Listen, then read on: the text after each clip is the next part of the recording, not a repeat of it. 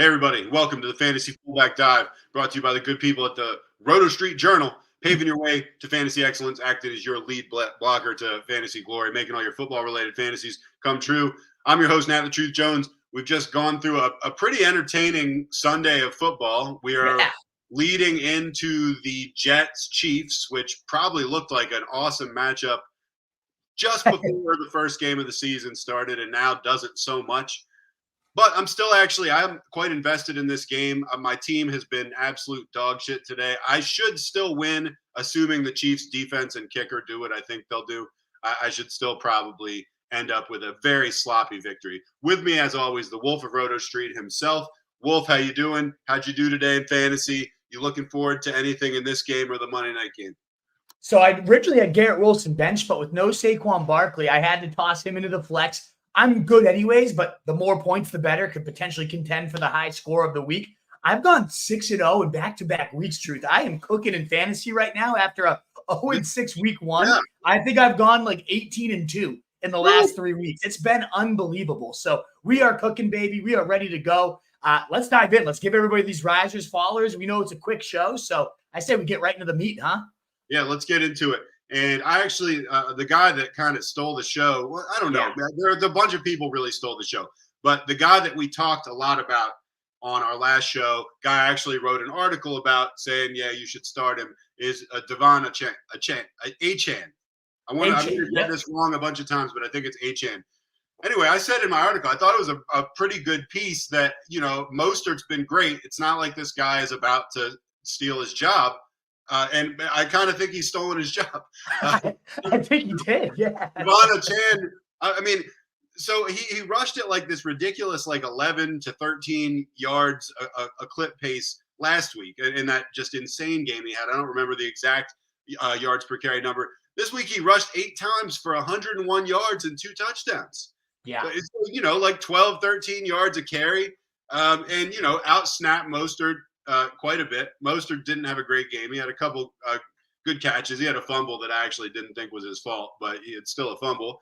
And Achane just completely outperformed him, and I would say he's probably the guy now until further notice. What do you think? It's what it sure looked like. 60% of the snaps, 68% of the routes, 53% of the carries going to Achane, and him significantly outplaying Mostert. 120 yards from scrimmage, as you alluded to, 2 total touchdowns. I was irresponsible to tell people to blow all their fab. He took over the backfield. This was awesome to see for him. The speed is just such an eye-popping. Mostert's a really fast running back too, and Achane just pops at a different level. As you wrote in your piece, the second fastest 40 we've seen at the positions. It's like Chris Johnson, I think it was. And I love what you referenced to, that the Bills struggled to defend the wide zone concepts, and bam, De'Von Achane on those wide zones, just knifing right through that defense, as you said, 15 yards a pop almost. What an awesome performance from him, clearly proving that week 3 was no fluke. He is here to stay. And Jeff Wilson, he's coming back to this backfield soon. But to me, it's Mostert who might be more on notice here. Achane's definitely have this role that we projected, 8 to 12 weekly touches. Clearly, that's all he's going to need. This is a good Buffalo defense, too, that he did this to. You couldn't be more encouraged if you're a De'Von, if you spent all that money on him. You have him in your lineups. If you didn't use him today, obviously that sucks. It hurts. You missed out on a 22-point day, or 27-point day rather. But you can definitely feel confident moving forward. I actually bumped him up to running back 19 ahead of the show today. Got a million questions on him. Every single one, I was like, I'm going Achane. And I had to bump him up in the rankings because of it. So hopefully hopefully you've started him. It was a great day. Just awesome to see for him. I said in the article, there's a bunch of guys. At that time, I feel like you had him at 26. I said there are several guys that I liked more than or above. Sounds like you probably ended up feeling the same way. Your article actually inspired me to bump him up, in addition to just like getting some of those questions and seeing like, no, I wouldn't rather have Miles Sanders. No, I wouldn't rather have a bunch of guys. So, it panned out big. But the guy that hit me was, no, I wouldn't rather have Travis Etienne. That was the one. Real quick, before we get into the next guy, we do have 2 quick super chats. So real quick, need help, boys. Need 14 points. Daniel Jones or Geno? Who do you like, Wolf? So if you only need 14 points, you got to go with the safety of Geno. In most cases, I do have DJ. with the ceiling case. But yeah, Geno seems much safer bet to at least hit 14, a much higher floor than Daniel Dimes, who just came off a 3-point day. If someone's going to combust, it would be this team. So yeah, I go Daniel Jones there for sure. Agree. And real quick, Craig throws $5. Sup, boys? Did Debo play? Don't matter. 4-0, baby. Also, tried edibles for the first time today. 20 milligrams. I think I can taste colors. Have a good night. All right. Sounds like Sarno's having himself a Sunday. You love to hear it. Thank you so much for the support, Craig, and the super chats, Kevin and Craig. Much appreciated, guys.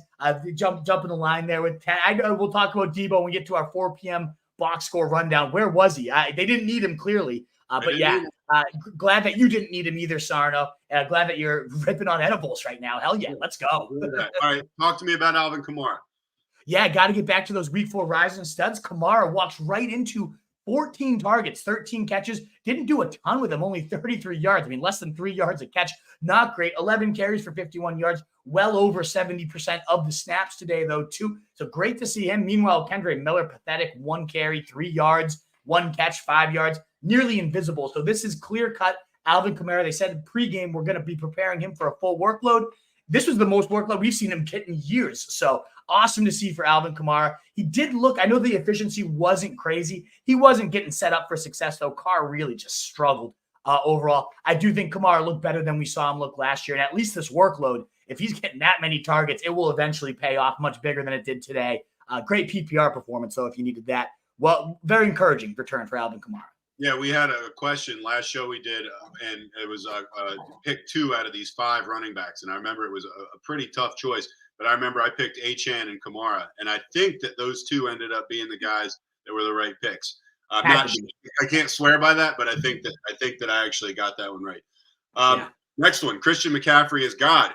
Yeah. Notice, speaking of guys who are pretty good, 106 rushing yards, 3 touchdowns, added 7 receptions for 71 yards. And a touchdown, 48 fantasy points going into the fourth quarter. Definitely could have scored another touchdown. I wish they'd given it. Did you hear the broadcast say it would be a 49ers record? I wish they had done it, I feel like that record is held by Ricky Waters, but don't quote me on that. Anyway, incredible game. It just reminded you of Pete Carolina McCaffrey, right? Like when you're just like looking at, 100 yards rushing, 7 or 8 catches, another touchdown, 80 yards, something like that. And you're just like, I remember when I had him briefly until he got hurt in like week 3. So I experienced the McCaffrey machine for 2.5 games. I remember just thinking to myself, it was like printing your own money. It's unbelievable. Yeah, it's 48 fantasy points. And yes, it's like the Christian McCaffrey of old usage. And now it's in an even better offense. Like these are the days that could become more routine than before because he was getting 100% of the snaps and only putting up only 25, 30 points these last couple of weeks. You see something like this, and this honestly does not feel like a fluke. Obviously, it doesn't feel like a fluke. He could continue to do this. Should have been the number 1 overall pick in all your leagues. Was number 1 on the big board all summer for your big guy over here. I wish I had done more in best ball.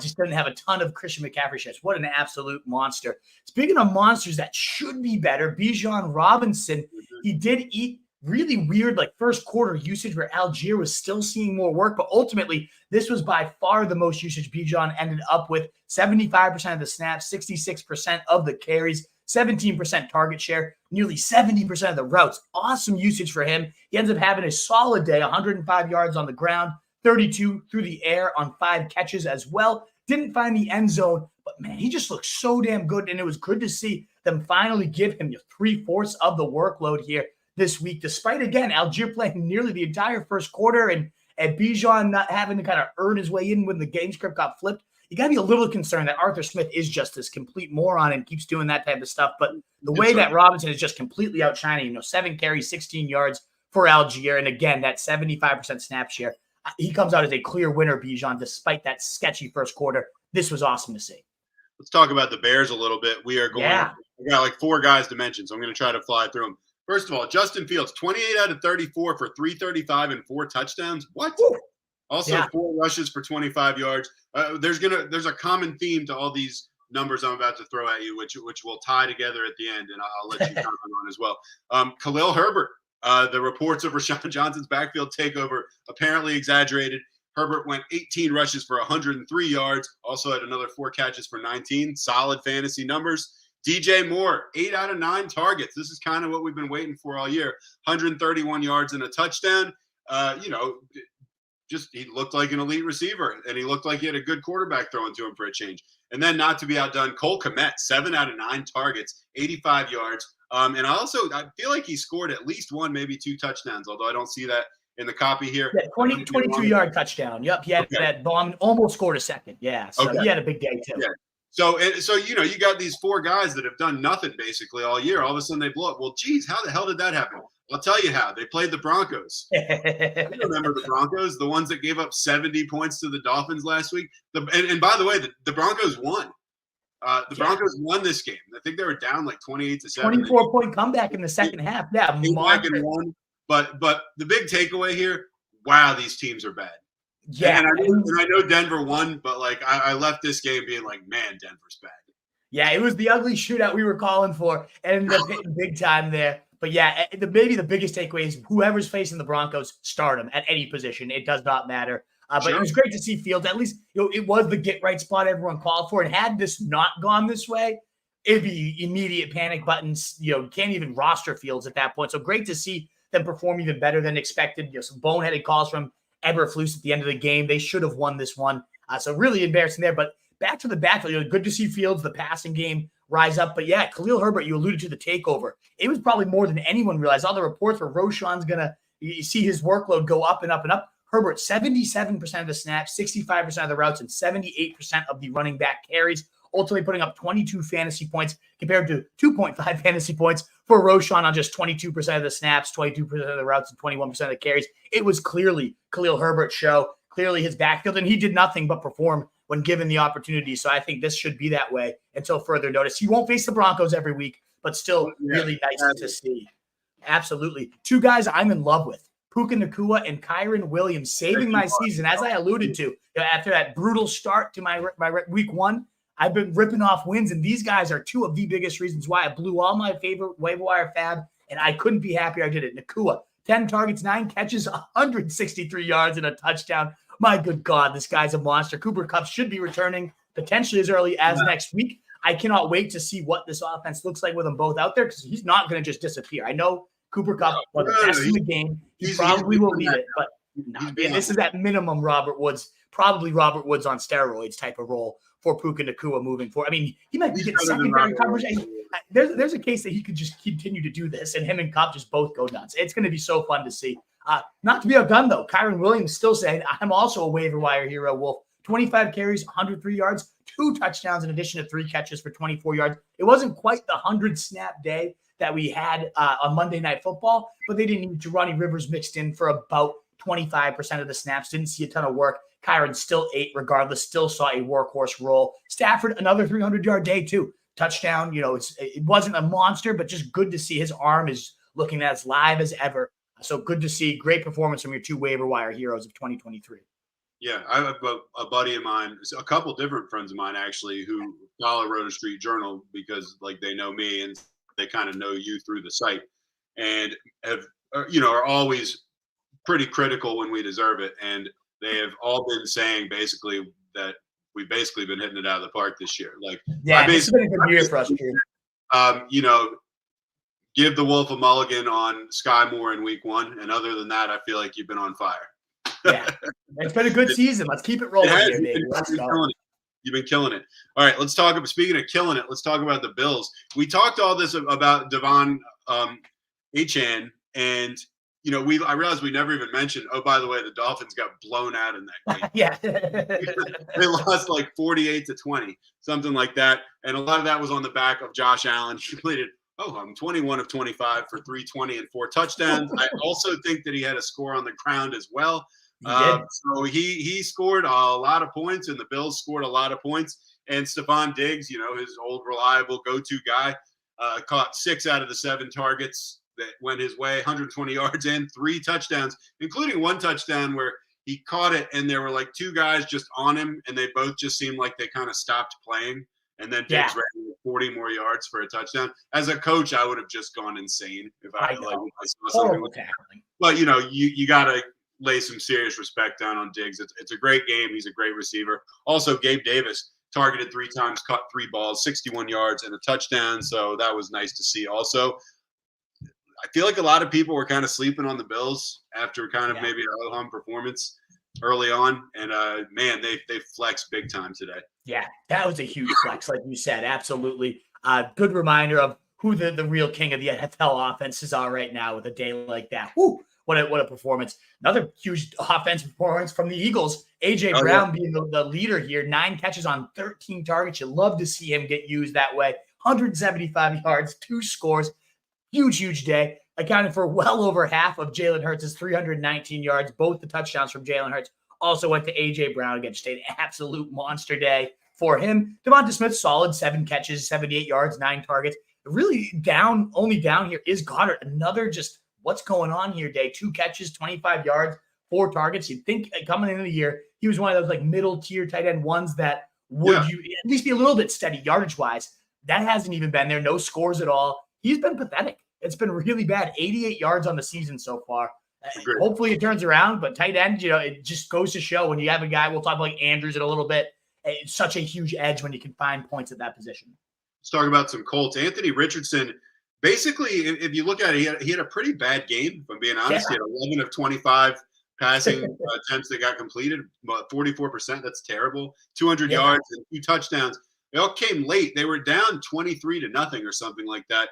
He did rush 10 times for 56 and a touchdown, so that was nice. But, I mean, he did compile close to 30 fantasy points in this mess of a game, and I know that there's real football and there's fantasy football, and this was a very viable fantasy game. Just to give you some examples of where he left a little something to be desired as far as real football, Michael Pittman targeted 5 times, 1 completion for 15 yards. It was a big catch. I remember the one that he had was important, but still 1 out of 5. Yeah. Josh Downs also was targeted 3 times, caught 2 for 34 yards. So I don't know. I mean, he was concussed. He came back. His team almost won. He didn't look great. He scored a lot of fantasy points. That's it. Exactly. It's one of those things, just a big reminder that you don't have to be great real life wise to be a fantasy monster at quarterback if you're using those legs. And what a day. For 30 points and a really just bad real life performance too. Well, good real life wise in the sense that he drove that comeback. Like he showed some clutch things, really, really impressive, just wherewithal. But in terms of just efficiency and hitting passes and accuracy, not a good day at all at the office. Opposite wise, rookie quarterback CJ Stroud yet again, another 300-yard day. It's 3 or 4 games he's been over 300 yards so far. It's the most yardage, I believe, at this point through anybody's first 4 games in NFL history. 2 touchdowns as well. The biggest benefactor, sadly not Tank Dell. My boy Tank disappeared this week. Only 1 catch, 16 yards, and a couple carries for 13. That stunk. But Nico Collins, welcome back. 7 catches, 168 yards. 2 touchdowns, 9 targets. He's a monster. He's an alpha. He's a beast. It is, I think, a big reminder. Tank Dell, he's awesome, but I do think this is Nico Collins moving forward. And I had suggested that maybe Tank Dell is the true wide receiver one here. No, it's Nico Collins. There was hype. I remember Mo, he cited Nico Collins, one of his sleepers in our show. And because of that, I did a little research, and they were talking about Julio Jones' role, that big body in the 49ers style scheme. And I kind of laughed saying like Julio Jones and Nico Collins never belong in the same sentence. He's getting Julio Jones usage, and he's not Julio Jones, but he's performing like a monster right now. So Nico Collins, what a stud he is this year. He's going to continue to rise up the rest of the season big boy. I will say, I mean, I know you love Tank Dell, and I in turn also was very intrigued by Tank Dell. I thought that it was a little premature to write off Nico. He basically had like 1 game, and Dell had a big one, and Collins came back big time today. And I still think he's the best receiver on this team. We'll see. But I mean, Dell has great upside too. Don't get me wrong. Next one, I was very happy with how this one went. King Henry, he's back. Derrick Henry looked like Derrick Henry. That was pretty awesome to see. Yeah, right? What was his finals? I know he threw a touchdown and he ran for a touchdown. I actually forgot to put his actual numbers in here. He was a workhorse. I don't know his reception numbers if he had anybody. Rushed 22 times for 122 yards, including his touchdown run was like a bruising touchdown run. Yeah, like we texted each other right after that. Like Henry, there he is. Yeah, he just doesn't look like he's moving that fast, and he knocks a couple people down, and then all of a sudden he's just like, you're not going to catch him. It was awesome. That was one of a couple times today that I like shouted out loud because I was really excited. And then he threw a touchdown pass also. They said right before he threw the pass, they were like, in his career passing, he's like 6 out of 7 with 4 touchdowns. So it's not like the Unbelievable. first time it's happened. Yeah, he looked great. He had like 24 fantasy points. He was awesome. Awesome day for Derrick Henry. Great to see. Tajay Spears behind him, 5 carries, 40 yards. We'll talk about him a bit more in the waiver wire. 4 targets, 3 catches, 18. Looking active, looking good, but it's definitely the Henry show. A lot of the talk at age 29, 1,800 carries. Has he hit the cliff? And maybe he'll go down. There's a bad track record of 1,800 carries and running backs getting hurt. That's why I wanted to highlight Tajay Spears here. But just good to see Henry looking like Henry, as you said, on some of those touchdown runs, powerful, throwing people out of the way. It was great. Alexander Madison, Cam Akers does make his debut. All the rumblings pregame, they're going to ride the hot hand. Apparently, it was Alexander Madison for this one. 17 carries compared to just 5 for Cam Akers. Madison going for 95 yards on his carries and looking solid while doing it. Probably the best he's actually looked as a runner so far this year. Akers did look good too, though. 5 carries, 40 yards, very efficient. 8 yards a pop there. But we'll see how it ends up playing out. 33 of the snaps of the 48 went to Madison versus just 14 for Cam Akers. It was just his debut. He did look good. So I do think Akers deserves that kind of handcuff roster spot. But yeah, Madison did not turn the keys over quite yet, as a lot of people speculated he might. Mark Andrews sighting in Baltimore. This was a guy that was kind of consensus number 2 tight end. Yeah. Season. Hadn't been amazing. He was actually dropped by somebody in my league, which is insane. Come on. Well, I'm serious. It was ridiculous. And somebody picked him up for 65 fab. Anyway, that's $100 fab type of guy. I know you had already blown yours, but damn, that's Jerome Ford. I blew mine on, who's been just okay. We'll see how that works out. But anyway, Andrews was targeted 5 times. He caught all 5, 82 yards, 2 touchdowns. I mean, that's for anybody, that's a great game. For a tight end, that is just a whip it out and measure it game. That was pretty awesome. Lamar completed 15 out of 19. Like we said, 5 of those were to Jackson. 186 yards, 2 touchdowns. He also added 9 rushes for 27 yards and another 2 touchdowns. Yeah. So, they and this, I mean, it is worth noting that this was against that Browns defense that had been absolutely just shutting people out practically. And the Ravens kind of did whatever they wanted to. So I don't know. That's something. And that was what I was going to bring up. They had only given up 1 offensive touchdown all year so far. Lamar comes in and accounts for 4 himself. So great to see Lamar matchup proof. And Andrews, like you said, welcome to the season. He hadn't really done much, but 22 points from the tight end position. What a huge edge that can be. I have him in 2 of my 6 leagues, and it was a monster day to have him in the lineup. And also Sam Howell looking solid, bouncing back big from that huge smashing at the hands of the Bills last week. Gets the Eagles and brings them to overtime. I wish they went for 2 at the end of the game there instead of going for overtime. But Sam Howell, 290, a score. Also added 40 yards on the ground, right around 20 fantasy points on his day, getting Terry 10 targets, getting Jahan Dotson 9 targets. Just good to see this offense look a little bit more confident after they got completely destroyed by the Bills. They faced a good defense and they were a good offense and were able to go toe-to-toe. Dotson did only have 27 yards on his 9 targets, so not overly efficient, 4 catches. He did find the end zone, so at least we have something of a sign of hope there with him. McLaurin, 8 catches, 86 yards on his 10 targets, was definitely the hog of the day. But also Curtis Samuel wanted to mention 8 catches, 8 pass targets, 7 catches, 51 yards, and a rushing touchdown too. So at 9% rostered, this offense looking pretty beefy at this point. Good to see. And Brian Robinson too, I guess we'll toss him out there where we'll talk about the Commanders. Good D-line, not overly efficient, 14 carries, 45 yards, but did find the end zone. Should have had 2 touchdowns, just barely fumbled 1 at the 1-yard line as well. So good to see that the Commanders offense rebounding in a big way this week. And they get the Bears coming up on Thursday Night Football. So all these guys are going to be in interesting streaming conversations for sure this week. They're going to light it up. Let's talk about the Bucs. Baker Mayfield keeps on baking. Mike Evans injured. I was going against Mike Evans, so I was kind of secretly kind of glad to see him go out early. Although then I was also going against Nico Collins, so that more than canceled that out. Anyway, once Mike Evans went out, Chris Godwin kind of became the guy that we all know he already is. I mean, Chris Godwin's great.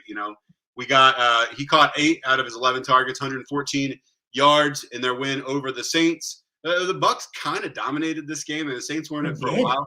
Also, Godwin threw a pass for whatever that's worth. It was not complete. It was not a Derrick Henry touchdown.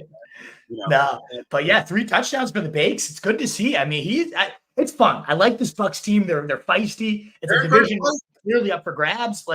It's awesome to see. I certainly counted him out preseason, and it's great to see Baker have some life. It's a much different Baker than that annoying, pompous, undeserving, cocky guy. Now he's playing hard. His teammates love him, and he kind of deserves the cockiness the way he's lighting it up right now. I did want to mention, too, we've given this guy enough grief, Russell Wilson. So when he looks good, we should shout it out. 223 yards, 3 touchdowns, 21 of 28. Also gets 13 yards on the ground. Just a really impressive comeback. 24 points in the second half there. They were down. They ended up winning this game. Certainly as big of a downfall on the Bears as it was an achievement for the Broncos, but good for Russ to have that solid day. I guess. Josh Jacobs, 17 rushes for 58 yards and a touchdown. They lost that game to the Chargers. He added, however, 81 yards on 8 receptions. That's a big game for really any running back. So Jacobs, I believe, came in at the end of the day with like 23, 24 fantasy points, which is obviously a very solid game.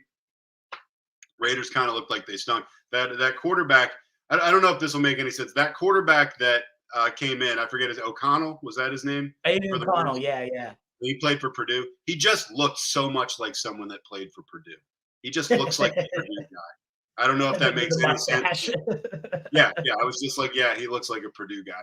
Anyway, he was okay. The Raiders lost. Anyway, Jacobs, big game. Yeah, and wanted to mention the Cardinals passing game once again looking solid against a good 49ers team. Dobbs impressed, 265 yards, 2 scores. Probably should have been 3 when he had Ertz and Jack Pascal drop back-to-back touchdowns to close that game out, keeping games competitive. 12 carries, 48 yards, so a little Konami upside to Dobbs as well. At this point, you really got to start considering him a streamer in 2 QB leagues, Superflex leagues, especially when the matchup's right, because he's had good points against the Niners and the Cowboys back-to-back weeks now, and that's who Daniel Jones we're trying to give a pass for at this point. That he was facing the 2 top defenses. Well, not on Josh Dobbs' watch, and it's keeping everybody else relevant. Marquise Brown, 7 catches, 96 yards, 10 targets. Another big day for him. And Michael Wilson, we'll talk about a little bit more when we get to the waiver wire, but 7 catches, 76 yards, 2 scores. Going to be a priority pickup this week for you. Absolutely. So, and James Conner doing his thing, 11 carries, 52 yards. Pretty involved as a receiver, but I actually only 2 targets, 1 catch, 4 yards. So not a great day at the office for Conner, but still running hard. Tough defense, so easy to forgive. The passing game, though, definitely keeping everybody afloat there. Josh Dobbs, you like to see it. You really like to see it. And we're going to move on to followers now. Wolfpack, we got about 20 of you here. Thumbs up button would help us to continue to grow, get out to more people. If you're new and haven't subbed yet, we'd love to have you aboard. We're approaching 4K. We'd love to hit there within the next month or so. It'd be so cool if you could help us get there. If you enjoy what you're hearing, please do consider that. But let's move on to the followers' truth. All right, let's talk about Joe Burrow. Let's talk about the Bengals. We've been talking about these guys all year, ever since the Wolf picked them to win the Super Bowl before the season started. And that, I guess that's one area we haven't been hitting it out of the park on because, man, they just look bad. They just look bad across the board pretty much. They just look bad. I mean, Jamar Chase had a good game last week. Other than that, and T. Higgins had a good game in week 2. And other than that, they've just looked bad. Burrow went 20 for 30 for 165 yards. No touchdowns, and lost a fumble. They only put up 3 points in this game, losing 27-3 for to the Titans. And the Titans have at times struggled to score points. So this was not anything to be too excited about. Jamar Chase was targeted 9 times. He did catch 7 of them for 73. T. Higgins, 2 catches for 19 yards, and then left with a rib injury. One of my buddies texted me and was like, "Hey, your boy T. Higgins is out." And I was like, "I didn't know that. I just assumed he sucks because he's game." He's been among the busts of the year, huh? He's been terrible, man. He's had balls hit him in the hands. It's just bad. Tyler Boyd caught 4 balls for 26 yards. If Higgins is out for any amount of time, Boyd possibly going to be somebody that gets some attention on waivers, but you can't get too excited about anybody affiliated with the Bengals right now. I would assume you could probably do better. I would 100% agree, and we'll mention Boyd in the waivers, but yeah, years past, the number 2 in this offense, somebody else goes down, blow it all, go get these guys. But yeah, 165 yards, what a small pie ends up being, and he just is not healthy. You could tell they're getting the ball, shotgun, he can't really move, he can't drive the ball downfield, and when you're lacking that, they're just doing such quick hits. They really should just rest this guy, get him, they have a bye coming up. If you can't get it done against the Titans, I mean, this is the worst pass defense in the league right now, the definition of a pass funnel. You cannot trust your Bengals other than Jamar Chase at this point.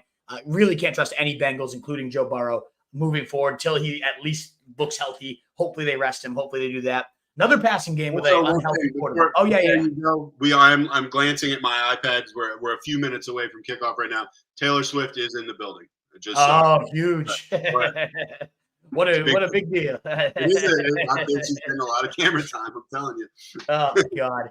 Another passing game, though, with a banged-up quarterback, Derek Carr, 127 yards and a fumble. Oh, my God. Just atrocious check down city the entire day. Chris Olave struggling at his hands now. 1 catch, 4 yards, 5 targets. He's been such a monster all year, so easy to forgive here. But, man, Carr could not push the ball downfield at all. Rashid Shaheed, 3 catches, 33 yards. Michael Thomas leading the team with 53 yards, 4 catches. Obviously, Kamara with those 14 targets led the team.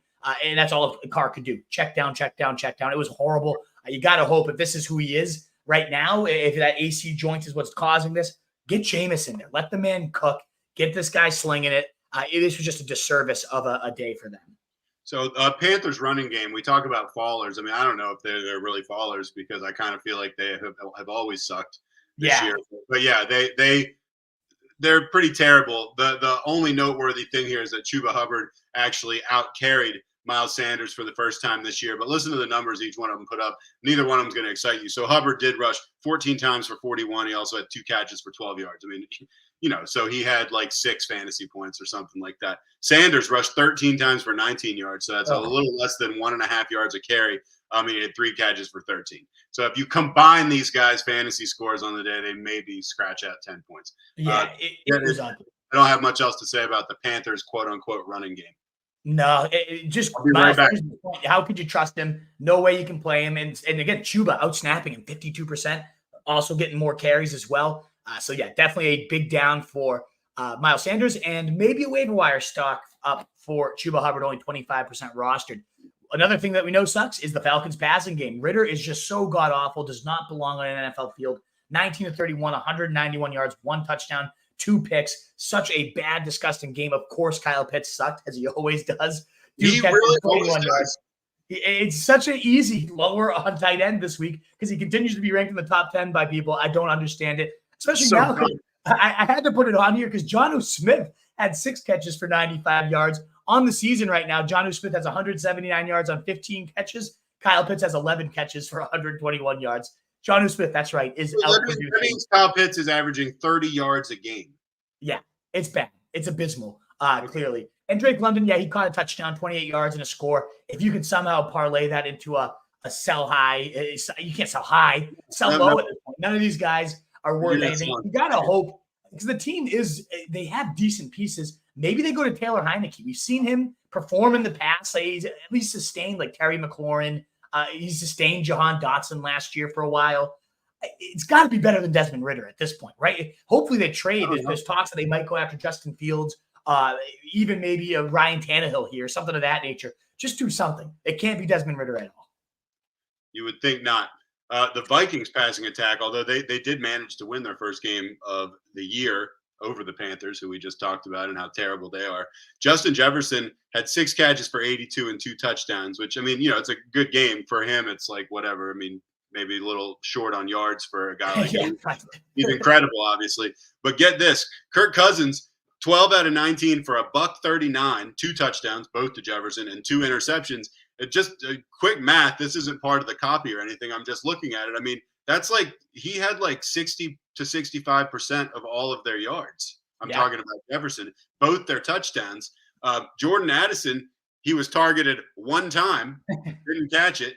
KJ Osborne caught 1 ball on 2 targets for 16.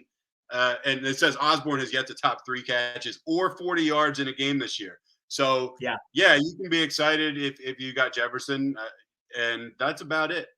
Yeah, definitely a floor game for Cousins. Usually we get more than this, but it's kind of scary that this floor exists. It's kind of why this is on here. Cousins is typically a locked-in QB1, and most weeks, I guess, will be. But this was scary. This was not a great game at all. And on the other side, speaking of bad pass games, Bryce Young taking everybody down with him. Only 204 scoreless yards.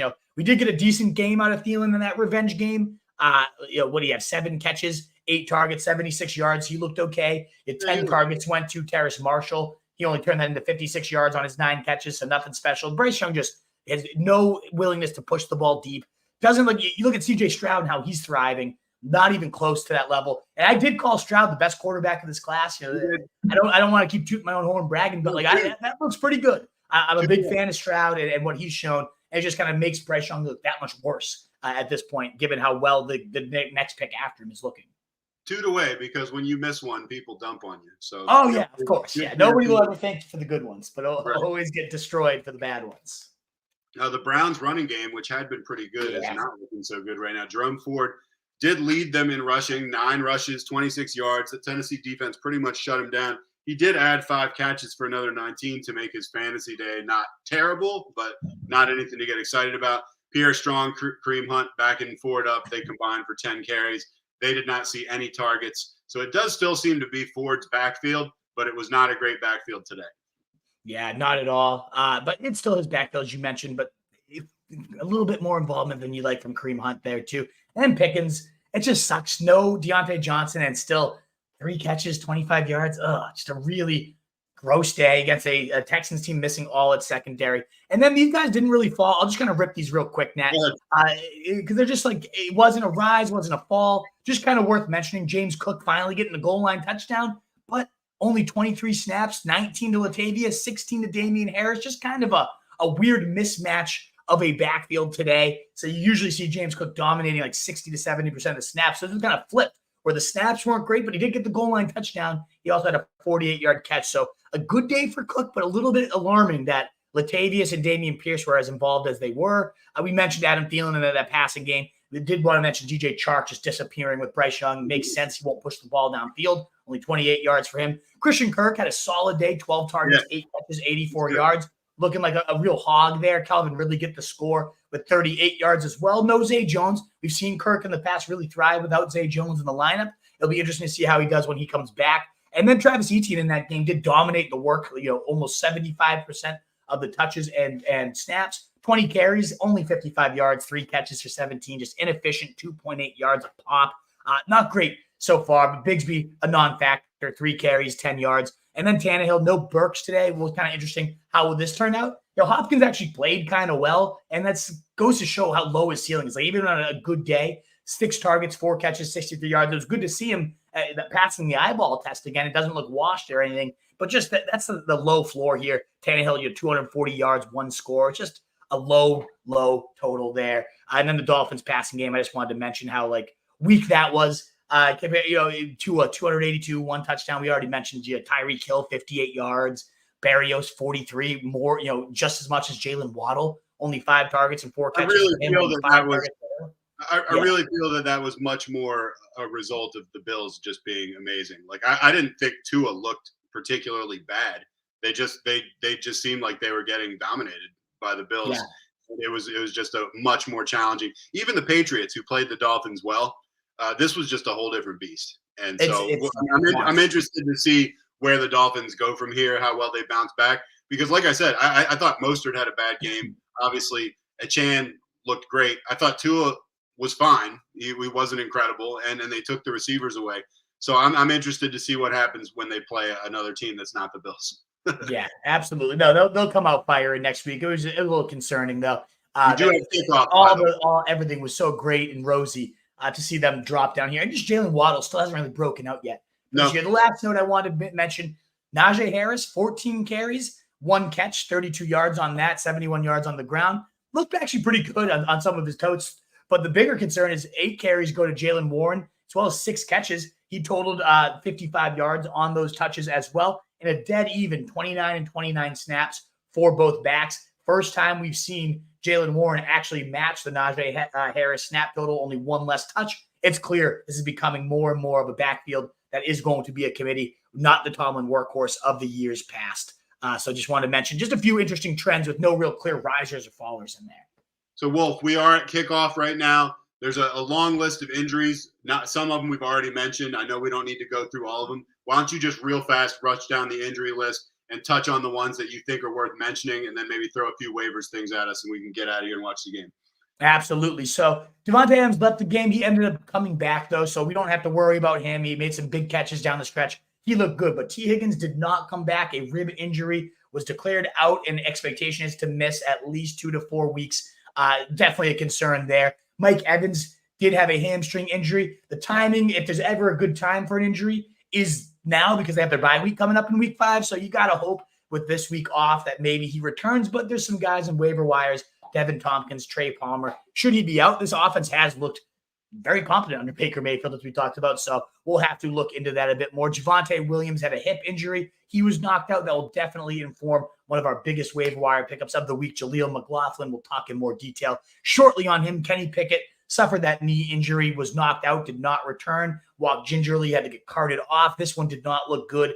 I don't know that the fantasy impact will be overly huge because one, Pickett just hasn't done much, and Trubisky is an okay backup. So I think the fantasy impact will be minimal because it wasn't really much of a passing game anyways. Pat Freiermuth, also a weapon there, did suffer a hamstring injury. He did not return as well. So just a tough injury day for these Steelers. I hope Pickett's okay. It does, even though he hasn't been great for fantasy, it would be nice to see him continue to develop as a sophomore. I like some of the things I've seen from him so far. So that's too bad. Juwan Johnson, first quarter exit, did not come back with a calf injury. And then Donald Parham did not return for Chargers, got knocked out with a wrist injury. And then Micah Parsons did return to the game, but Christian Gonzalez did not. Tre'Davious White, non-contact injury for the Bills as well. That'd be a huge loss. He was running side by side with Tyreek Hill all day, one of the best shutdown corners in the league. So that would definitely be a tough loss, as would losing their left tackle. Teron Armstead was forced from the game with a knee injury, got rolled up bad, and that did not look good at all. Their left tackle being out would be a huge concern for them. So, Wolf, I know that you do a great waiver show on Tuesday, so don't want to tip your hand 100%, but you want to throw maybe just like a couple of the more like obvious waiver guys that are going to be targeted this week out at us, just to give us something to think about. Absolutely, yeah. I'll hit our early week 4.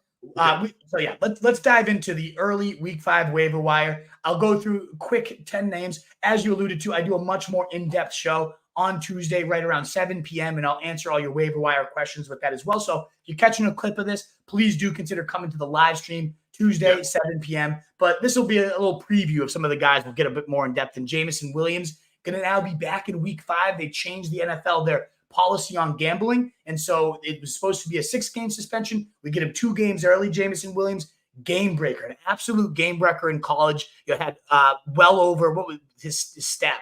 1,572 yards, 15 touchdowns on 79 catches, nearly 20 yards a pop per catches. He has got real speed, 4.39 40 at 6'1", just unfair type of game-wrecking speed. When I interviewed Mike Tannenbaum about that rookie class, he compared him to like a bigger Tyreek Hill and said if anybody's going to make an enormous long-term impact, he thought Jameson Williams had the highest ceiling of anyone in this class, despite citing Garrett Wilson as the immediate high floor guy. So there is some upside. You look at college, they always survey who's going to be the top in the scouting department, who's the top receiver in this class. He actually had 75% of the votes, and that's a class that includes Olave, that includes Garrett Wilson. That was, of course, pre-draft. He has done nothing since then. I would not rather have Jameson Williams on my team, real life or fantasy-wise, than some of those other names, but just goes to show you the type of stuff this guy was built with. Michael Wilson, another receiver, having a huge day. Only 1% rostered, 2 TDs, 7 catches, 76 yards. He was a training camp all-star, and it's good to see when a training camp all-star actually translates onto the NFL field. Had over 22 fantasy points on the day. He's a thick build, 6'1", 216, and he doesn't have incredible long speed, just a 4.58 40. Not a crazy production profile in college, but for his big size, 76th percentile for burst score, 79th percentile for agility, 73rd for catch radius. He can move. He's really quick laterally, quicker than a guy that size typically is. So I really like this Michael Wilson kid. Seems like they're starting to really work him in. All the talk about the preseason, every first down going to him and moving the chains and red zone body, it's all starting to come into play.